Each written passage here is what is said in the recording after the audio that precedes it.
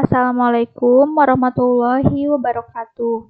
Saya Imelda Fitriana dengan NIM 191351040. Di sini saya akan menjelaskan tentang fungsi isi dari Device Manager. Pengertian Device Manager yaitu perluasan dari Microsoft Management Cons. Device Manager menampilkan seluruh hardware yang bisa dianalisisasi dikenali oleh Windows. Tampilannya sudah terorganisir atau dikelompokkan sedemikian rupa sehingga akan memudahkan pengelolaan setiap hardware yang ada.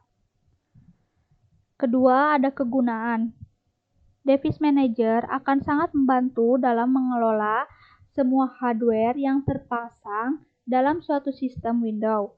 Hardware seperti hard disk, kartu VGA, sound, keyboard, perangkat USB, dan lain-lain akan sangat mudah untuk dikonfigurasi dari dalam Device Manager.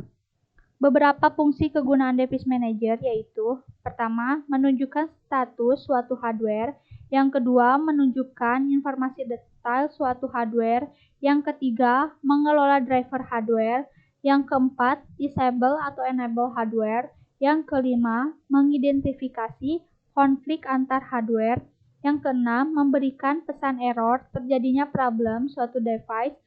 Hal ini saya bahas di artikel Device Manager Error Code. Selanjutnya ada menu-menu pada Device Manager. Yang pertama ada audio input dan output. Input device pada komputer mempunyai fungsi memberikan masukan perintah kepada memori dan prosesor sebuah komputer untuk diolah sehingga menghasilkan data dan informasi yang kita perlukan. Pada awalnya, sebuah keyboard menjadi satu-satunya input device yang sangat penting bagi perangkat komputer. Seiring dengan perkembangan teknologi dan kebutuhan manusia akan kegunaan fisik, maka dibuat input device lainnya untuk mendukungnya. Macam-macamnya adalah ada keyboard, mouse, trackball, scanner, joystick, dan digital kamera. Yaitu ada output device adalah perangkat yang digunakan untuk menghasilkan keluaran dari suatu proses yang dilakukan oleh sebuah komputer.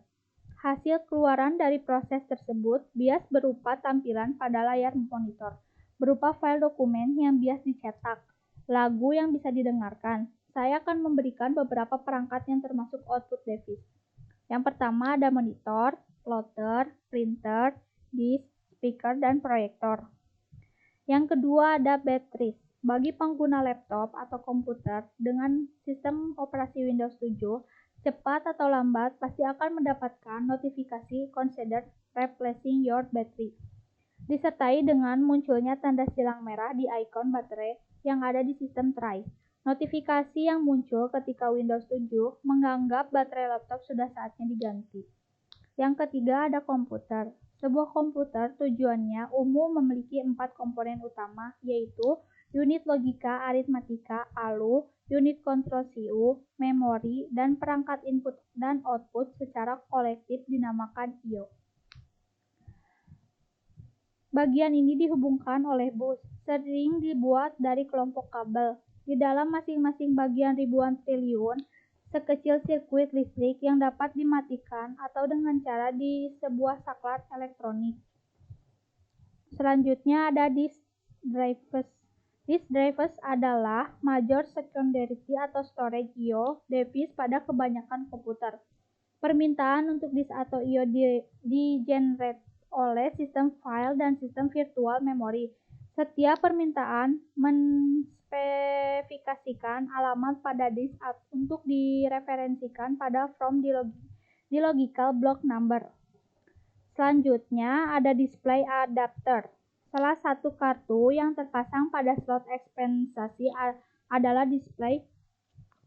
Kartu inilah yang memungkinkan komputer dapat menampilkan data ke layar monitor. Display atau adapter hingga saat ini telah mengalami banyak sekali perkembangan dan perubahan. Mulai dari MGA untuk monitor teks monokrom, kemudian CGA untuk monitor teks berwarna yang berkelanjutan dengan EGA. Selanjutnya ada DVD atau CD-ROM drivers. Fungsinya adalah untuk membaca data dari sebuah compact disk. ROM adalah singkatan dari Read Only Memory, yang artinya penyimpanan data yang hanya bisa dibaca. Lalu ada Human Interface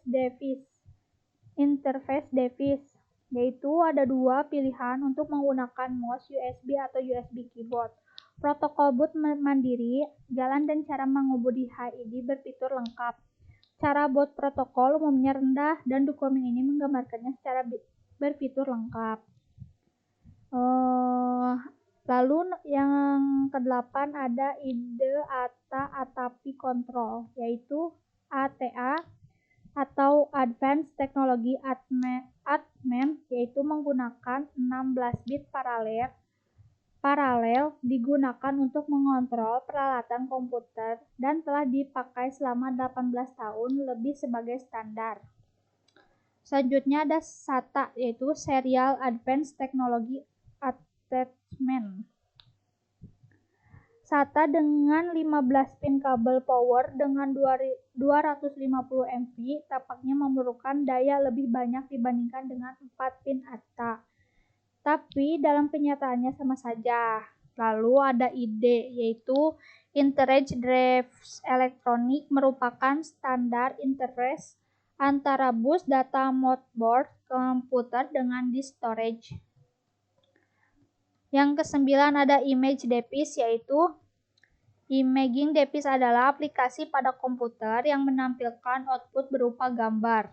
Yang ke-10 Keyboard, yaitu papan ketik, bahasa Inggrisnya itu keyboard, atau keyboard adalah peranti untuk mengetik atau memasukkan huruf, angka, atau simbol tertentu ke perangkat lunak atau sistem operasi yang dijalankan oleh komputer. Yang ke-11 Mouse and Other Pointing Device, yaitu peranti penunjuk, bahasa Inggris pointing device adalah peranti masukan, lebih spesifikasinya peranti antarmuka manusia yang memungkinkan pengguna untuk memasukkan data spasial, kontinu dan multidimensi ke dalam suatu komputer. Lalu ada 12, yaitu monitor adalah suatu tipe data abstrak yang dapat mengatur aktivitas serta penggunaan research oleh beberapa thread. Yang ke-13 ada network, yaitu adapter agar komputer bisa terhubung dengan suatu jaringan atau network. Berarti komputer tersebut membutuhkan suatu alat khusus, yaitu alat khusus yang dirancang atau mengubah, mengirim, dan menerima data dari jaringan. Alat ini biasa disebut dengan network adapter. Agar komputer bisa menangkap, mengenali, mengirim, dan menerima data dari jaringan tanpa kabel alias wireless network. Selanjutnya ada print queue, digunakan untuk antrian print.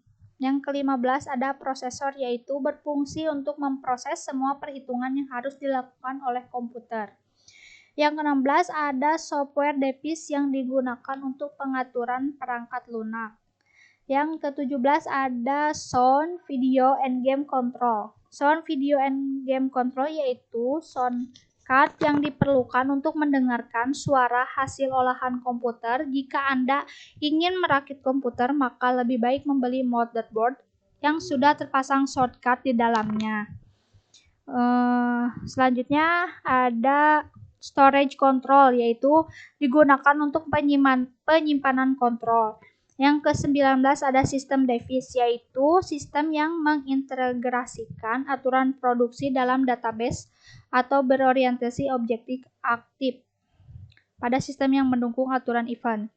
Yang terakhir ada Universal Serial Bus Control, yaitu berfungsi untuk menyediakan sistem interkoneksi yang sederhana, low cost, dan mudah digunakan yang dapat mengatasi kesulitan karena terbatasnya jumlah port I/O pada suatu komputer.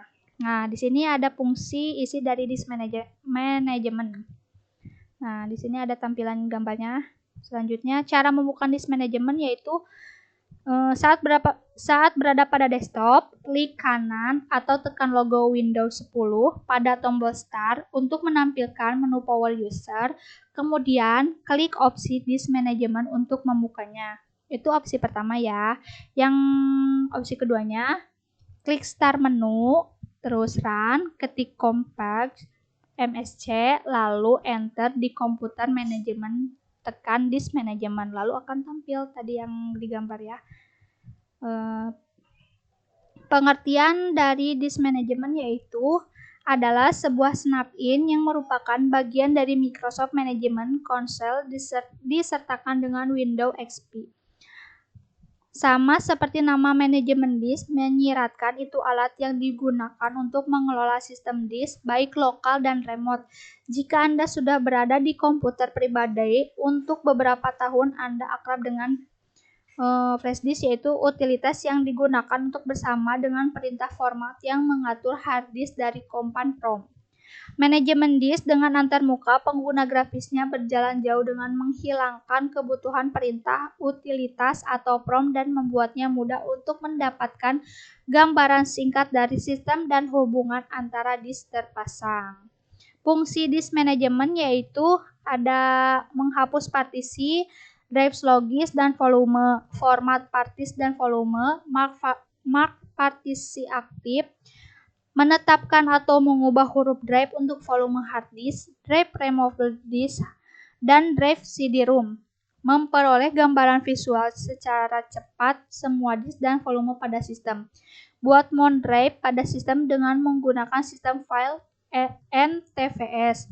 Lalu ada mengonversi dasar disk ke disk dinamis, dan terakhir ada mengonversi dinamis untuk disk dasar, meskipun ini adalah operasi destruktif.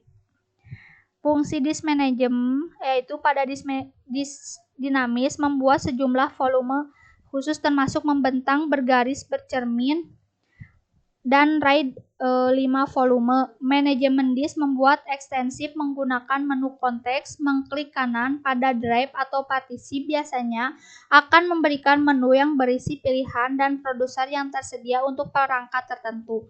Item menu tindakannya adalah metode alternatif untuk menentukan informasi yang sama.